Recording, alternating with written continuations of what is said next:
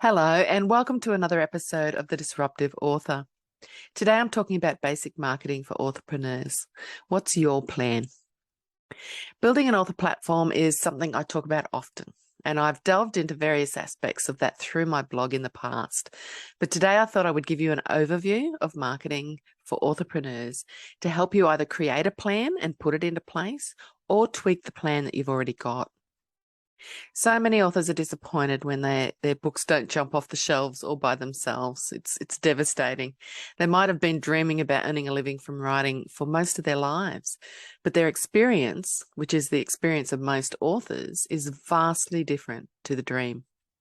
In fact, most authors in Australia earn an average of about $10,000 per annum from their writing, or less. And that leaves a huge gap that has to be filled in order to make the comfortable living that they not only want, but deserve. So what can an author do to change that? Let's look at this strategically. If you're aiming to make $100,000 or more per year from your book, then you need to do one of the three following things. Firstly, you need to sell a lot of books. Second, you need to use your book to sell a product or a service. Or third, you need to sell a lot of books and use your book to sell a product or service. So let's explore these options further. If the average indie author makes between $10 and $15 profit per book, then he has to sell about 20 books a day for 365 days of the year to make about $100,000.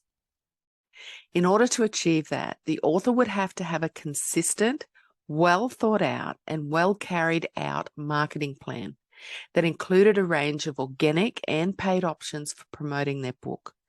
It would have to be highly automated and it would have to be able to run indefinitely.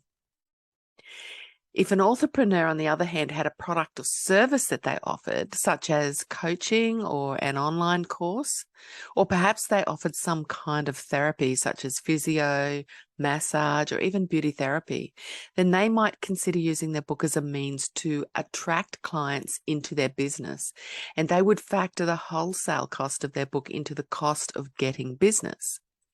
They might even have a bricks and mortar business where they sell a physical product that meets a particular need for a particular community. Of course, their book would have to be aligned with their product or their service, and it would have to offer great value that is unique in its presentation and in the delivery of information, so as to engage the reader and keep them engaged. The book would also have to contain lots of calls to action that were strategically placed so that the reader was effortlessly directed toward the product or service that the authorpreneur ultimately wanted to sell.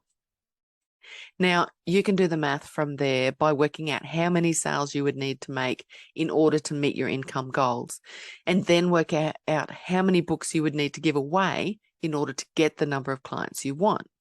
For example, you might have to give away 10 books in order to get someone to book a series of coaching. And the same thing would apply if you chose option 3, where you sold both your book and your product or service to meet your income goals. It really is just a matter of doing the sums and working out what you want and what you need to do to achieve it.